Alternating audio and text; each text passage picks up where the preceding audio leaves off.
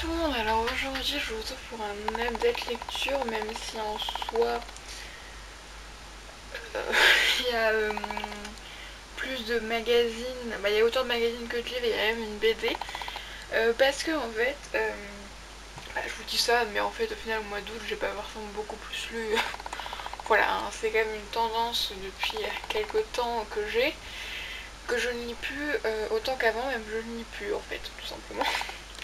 Voilà, il n'y a pas autant, voilà, c'est vraiment très rare que je prenne du temps pour lire.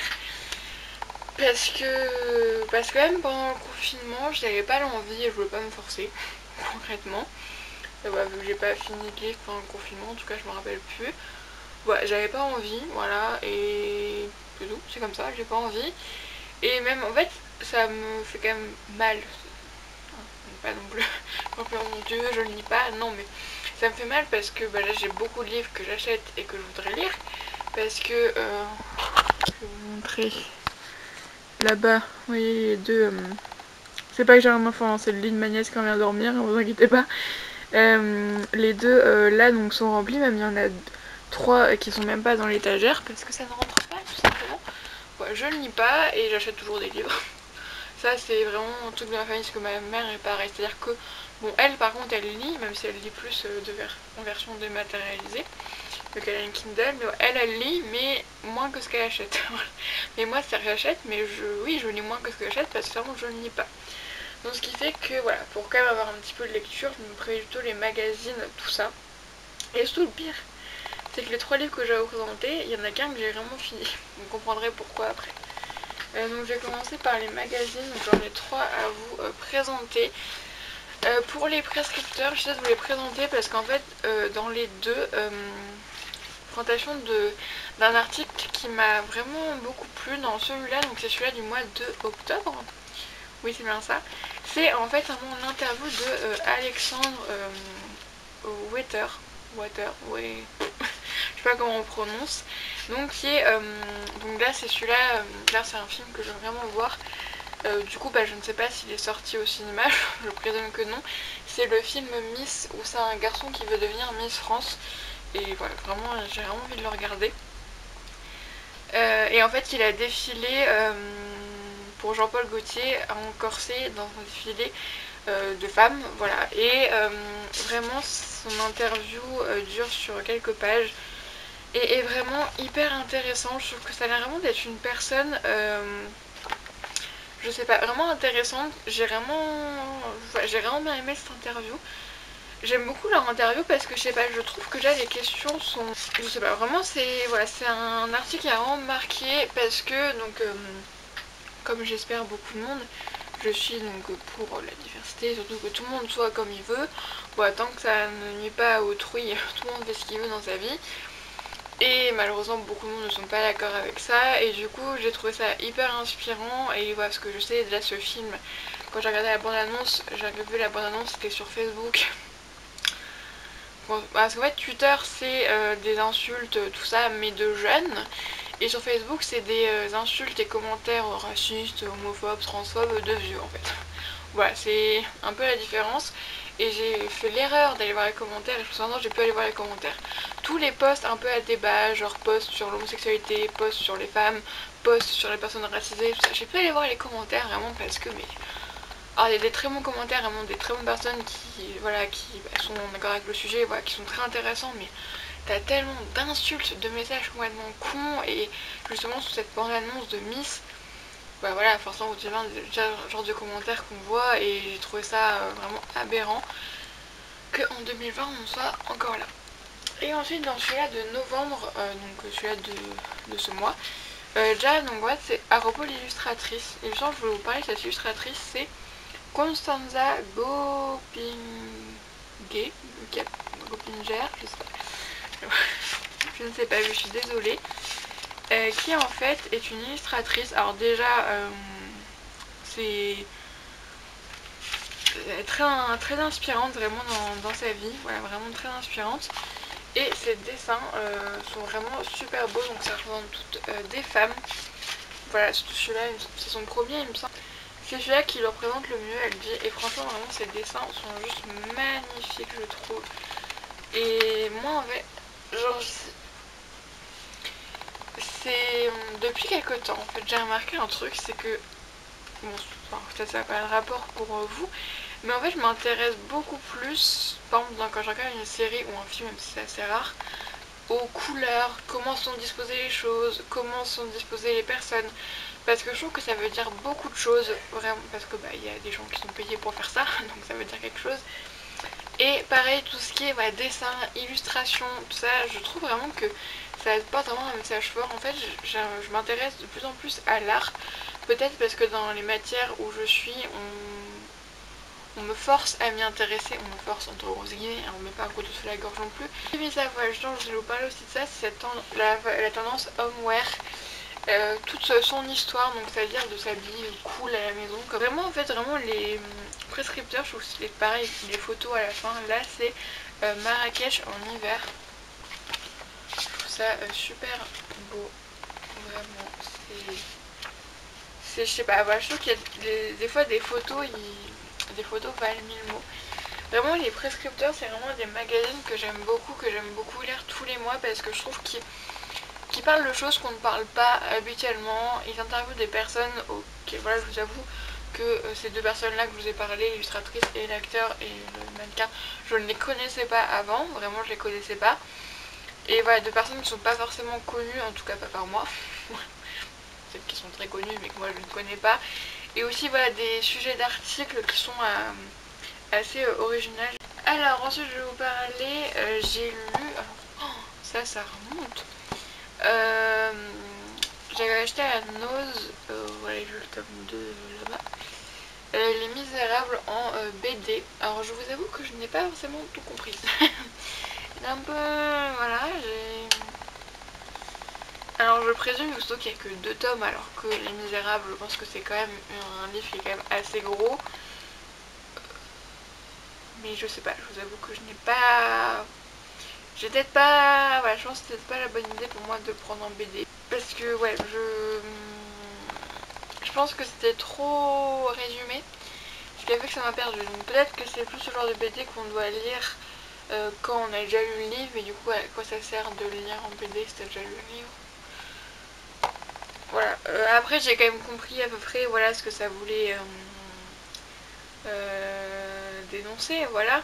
Ensuite, alors par contre, très bon livre. Alors ça, je l'ai lu pour mon grand oral, voilà, que je vais faire sur, en tout cas un de mes sujets sera sur Maria Montessori, en tout cas la méthode montessorienne.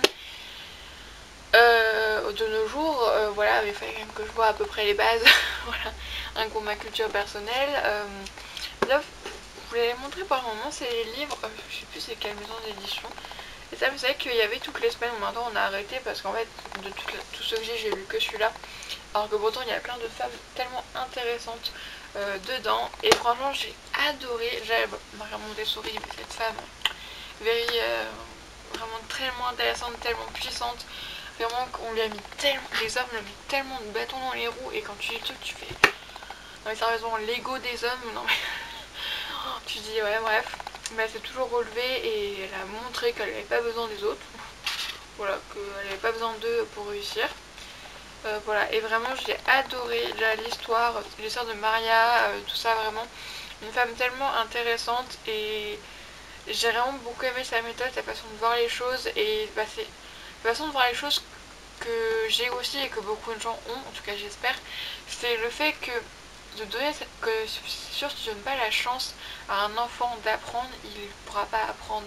Mais n'importe quel enfant peut apprendre quelque chose, on peut lui inculquer des choses, mais c'est sûr que c'est pas forcément qu'avec la méthode traditionnelle. Et c'est pour ça que maintenant la méthode montessorienne n'est pas reconnue par l'éducation nationale. Voilà, parce qu'on se doute bien que du coup voilà, c'est pas trop en accord avec ce qu'ils font eux, hein. Voilà. Vu que bah, on passe quand même sur le bien-être de l'enfant plutôt que l'apprentissage par cœur, hein, c'est pas du tout, voilà. Mais voilà, après, c'est chacun, voilà, ça dépend parce qu'il y a un peu de, oui, c'est le modèle normal, normal, basique, de l'éducation bas, tu peux aller en professionnel ou en technologique, plutôt en professionnel, pardon, mais bon, c'est entre les deux, on va dire, parce que tu as quand même encore un peu de général, mais tu vas un peu plus vers la méthode, on va dire Montessori, c'est-à-dire par des activités, voilà, même si Montessori c'est plus maternel tout ça, mais je pense que ça peut continuer jusqu'à très loin et on peut apprendre beaucoup de choses. Par exemple, une carte, une frise, voilà, tu le fais en vrai, voilà, ça te fait apprendre plein de choses. Tu fais un truc interactif, tout ça, voilà, je pense qu'on peut... Mais voilà, vraiment, et aussi, même le livre en tant que tel, je trouve que c'est parfaitement bien écrit. Alors je sais pas si c'est le même auteur pour tous. Et après je sais pas si tous, mais même la façon, je sais pas, de dire les choses, j'ai trouvé ça vraiment hyper intéressant. Je l'ai vraiment lu très rapidement, déjà parce que je voulais travailler dessus, mais aussi parce que vraiment j'ai trouvé ça tellement intéressant, et la femme, mais aussi la façon de se tourner, la chronologie des événements, tout ça, vraiment. Le fait qu'on montre aussi que ça n'a pas été facile, voilà, on montre, et aussi des points historiques qui sont très importants, voilà, pour voir un peu le contexte à ce moment-là, parce que voilà, bon, quand on dit qu'elle pouvait pas aller là-bas, ou par exemple elle devait rester là-bas, faut bien expliquer pourquoi, voilà, je trouve ça très intéressant. Donc vraiment j'ai vraiment envie de lire les autres, en plus c'est sur plein d'autres femmes qui sont d'exception, justement, des femmes qui ont révolutionné le monde, et qui malheureusement pour certaines, pour beaucoup même, n'ont pas été traitées à leur juste valeur, et c'est très dommage. Ensuite, alors, je n'en suis que à la seconde partie. C'est Rousseau, discours sur l'origine et les fondements de l'égalité parmi les hommes, parce que mon DM de philo, c'est pour les cours que je vous présente là, n'était que sur la première partie, et je vous avoue que... Alors, j'avais plein de préjugés sur Rousseau, voilà, tout ce que j'en savais, voilà, j'avais plein de préjugés, parce qu'il y a aussi sa façon de vivre, voilà, faire sur l'éducation tout en abandonnant ses enfants. Voilà. Je me suis dit, qu'est-ce qu'il veut m'apprendre, mais voilà, un peu, c'est pas comme ça que j'ai tourné, mais c'est un peu ça. Donc déjà, il faut savoir que moi, j'ai lu, parce qu'il y a l'introduction, voilà, des auteurs qui ont travaillé sur le texte, qui ont ajouté les notes, tout ça. Ensuite, il y a son discours à la République de Genève, voilà, donc dédicace. Ensuite, on a la préface, et ensuite, on a une petite introduction, voilà. Et ensuite, enfin, on a la première partie. C'est-à-dire qu'on a 67 pages avant que ça commence. Mais c'était très intéressant, parce que déjà, en plus, on devait parler... il y a juste l'introduction qu'on n'avait pas besoin de parler. Mais je trouve ça très intéressant pour comprendre un peu Rousseau, en fait, où il allait nous mener. Ouais, c'était très très chiant, je vous avoue, c'était assez chiant à lire, surtout que le vocabulaire, en plus, le départ est écrit vraiment tout petit. Et ensuite, en fait, à partir du moment où c'est Rousseau lui-même qui parle, je trouve ça beaucoup plus intéressant. Et la première partie, j'ai trouvé sa vision de voir les choses assez intéressante, même si j'ai trouvé que c'était un peu... Moi je sais, les autres savent pas. Bon, c'est un peu tous les philosophes, mais ouais, j'aime pas trop ce point un peu, ouais, voilà, moi je sais et toi non, tu sais pas. Tu penses pas comme moi, donc tu sais pas. Voilà. Mais bon, vrai, ça c'est un peu le point de vue de la philosophie. Mais je trouve intéressant de toute façon assez... C'est vrai que que soit on pense, on fait, il y avait l'homme primitif et il y a l'homme moderne. Et il n'y a pas eu il n'y a pas eu une évolution entre les deux, ils ont rien en commun, vraiment l'homme primitif c'était un gueux, voilà, il était sauvage, il se battait, il n'y avait rien, vraiment, il n'y avait aucune conscience, vraiment, voilà. Et après nous on est arrivé comme ça, franchement on est arrivé sur Terre, pouf, l'homme civil d'un coup il est devenu, voilà, il a acquis toutes les normes, toutes les valeurs sociales, il est devenu civilisé, ça vraiment d'un coup, du jour au lendemain. Sauf que non, simplement parce qu'il y a quelque chose qu'on appelle la théorie de l'évolution, tout simplement. Et je trouve très intéressant de façon de voir les choses, et j'ai beaucoup aimé, parce que forcément tout ce qui est l'homme primitif on n'en connaît pas grand chose, mais on a des suppositions sur pas mal de choses et qui sont quand même assez vérifiables, oui non, ouais, il y a des choses qui peuvent nous prouver que ça passait comme ça.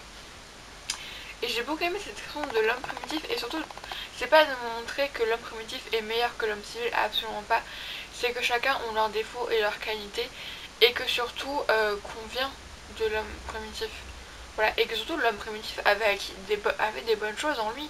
Et surtout, comme il dit, avant, il n'y avait pas le bien ni le mal. Donc, comment on peut être mal dans une société où ça n'existe pas cette notion? Donc, il savait pas, il parlait pas. Et aussi, justement, la naissance de la parole, je trouve ça très intéressant. Parce que c'est vrai comme la façon dont on le pense. Donc regardez, rien que là depuis le début de la vidéo vous avez vu tous les mots que j'ai mis, tous les mots que j'ai dit pour dire ce que je pensais. Il y en a pas mal quand même. Voilà. Et on pense juste que ça arrivait comme ça, boum balaboum, c'était fini. Non, non, voilà, ça a dû être très compliqué je pense. Et justement ça n'a pas dû arriver comme nous on pense. Parce que pour construire un langage il faut déjà se comprendre. Voilà. Parce que pour dire, bon ça n'existait pas ça, mais pour dire que qu'est-ce qui existe, voilà, une feuille, ouais, on va dire pour dire qu'un arbre est un arbre, bah un arbre avait je sais pas combien de noms parce que les gens ne communiquaient pas entre eux, parce qu'ils n'avaient aucun intérêt à communiquer entre eux. Il n'y avait rien, il n'y avait pas de propriété, il n'y avait pas ce truc là, aucun intérêt, vraiment ça servait à rien de parler. Et voilà, ils parlaient pas entre eux, donc tu vois, arbre ça s'appelait Glabluc, je sais pas, voilà. Et donc il a fallu un moment qu'ils se concertent pour voilà, mais en fait on voit très vite que la méthode qu'on pense où la parole est arrivée n'est pas la bonne. Ouais, bref, vous voyez comme ça me passionne vraiment. Franchement j'ai mieux aimé que ce que je pensais. Et du coup la seconde partie je pense qu'on devra le lire pendant les vacances de Noël, on s'en parlerait la prochaine fois. Ensuite pareil un livre que je n'ai pas fini, c'est un livre pour les cours, j'en suis à la page 129, c'est Jane Austen, Raison et Sentiment. Mais en fait j'ai demandé à ma prof, alors on a été coupé, je vous retrouve 2 heures après pour vous faire la suite et en même temps un autre livre s'est rajouté entre temps parce que j'ai eu envie de lire. Ouais, souvent c'est vrai que quand je fais mes nouvelles lectures, après ça me donne envie de lire, voilà. Donc je vais vous en parler maintenant. Donc j'étais sur le livre de Jane Austen, Raison et Sentiment. Donc comme je vous l'ai dit, je ne l'ai pas fini, loin de là, je suis à peine à la moitié.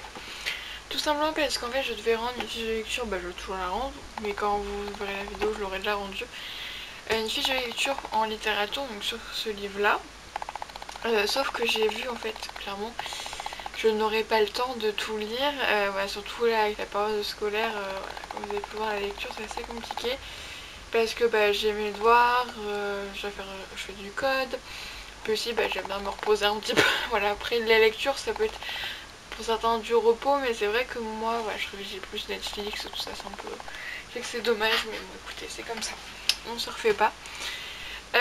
Mais en fait du coup j'ai cherché un résumé sur internet comme me l'a conseillé mon professeur, vu qu'elle a vu que je l'avais lu, j'étais déjà à plus de 100 pages, je veux dire je sais quand même à peu près de quoi ça parle.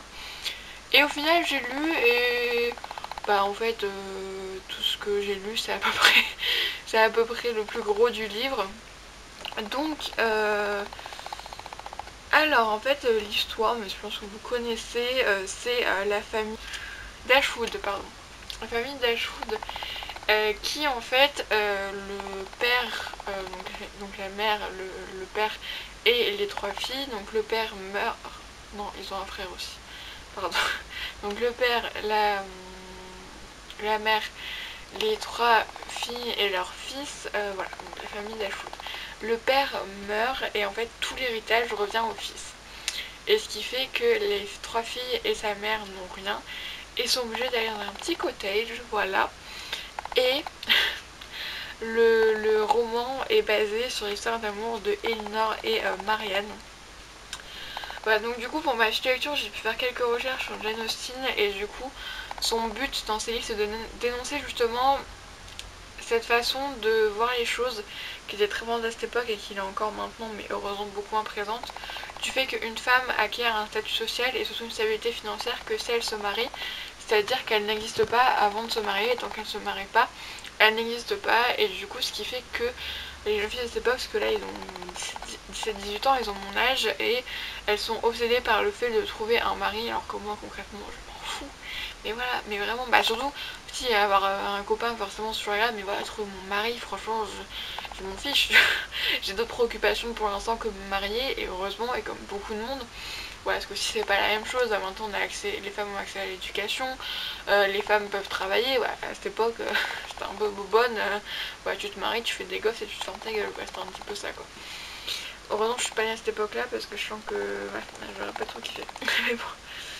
Voilà, donc du coup c'est quand même assez intéressant, franchement je trouve ça, voilà. Après c'est quand même assez cucu, mais je trouve que justement quand tu sais le message qu'elle voulait passer à travers, après voilà, je sais que je vais continuer à le lire, mais voilà, pour l'instant j'aime bien. Et j'ai acheté donc Orgueil et Préjugés que dans le même style, c'est ces deux œuvres les plus connues.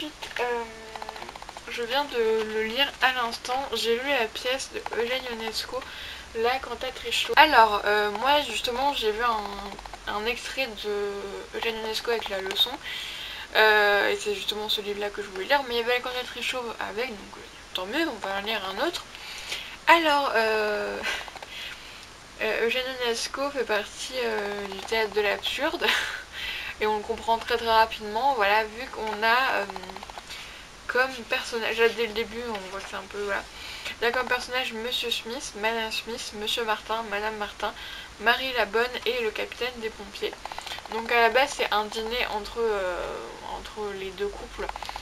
Et déjà au départ on a la fameuse histoire avec Bobby Watson, où toute la famille s'appelle Bobby Watson. Ensuite on a le couple Martin qui en fait voit que voilà, mes excuses madame, il me semble si je me trompe que je vous ai rencontré quelque part alors qu'ils sont mariés, ils font oh mais bon, dans un train, bah, moi aussi j'étais là, dans leur maison, bah moi aussi j'habite là, on a là, bah, ma fille ressemble à ça, bah moi aussi ma fille ressemble à ça, voilà, tous ces trucs là. Et puis aussi après l'histoire du pompier qui demande des feux, voilà, et qui demande à tout le monde s'il n'y a pas un feu chez lui, tu vois, voilà. Et tout ça, puis aussi à la fin aussi avec les histoires qui se racontent les uns aux autres, et à la fin quand il y a plein de phrases ils enchaînent les phrases qui n'ont pas trop grand sens. On marche avec les pieds mais on se réchauffe à l'électricité ou en charbon. Cependant que la vache nous donne ses queues, ne soyez pas dindon, embrassez plutôt le conspirateur, on peut prouver que le progrès social est bien meilleur avec du sucre, voilà. Et à la fin ils font réciter l'alphabet, ils font des cris, voilà, c'est un peu... ouais, alors il y a 100 pages, bah, j'ai lu ça en 1 heure à peu près, et encore j'étais un peu sur mon téléphone ça entre temps. Ouais, c'est très rapidement. C'est vraiment absurde, hein, c'est dans le titre de toute façon, bah, c'est dans, voilà, dans son truc à lui. La leçon, je sais que c'est un professeur qui tue ses élèves. Voilà, on part sur quand même quelque chose de très sympathique. Voilà, c'est un drame comique, ils disent. Donc voilà, donc du coup, je l'ai quand même bien aimé, mais c'est vrai que... voilà, c'est absurde. Mais voilà, après, ça se lit bien, ça se lit très rapidement en plus. Donc voilà, peut-être que je lirai la leçon très prochainement et je vous en parlerai la prochaine fois. Voilà, donc je vous fais un bisou et je vous souhaite de passer de très bonnes lectures et je vous dis à la prochaine fois.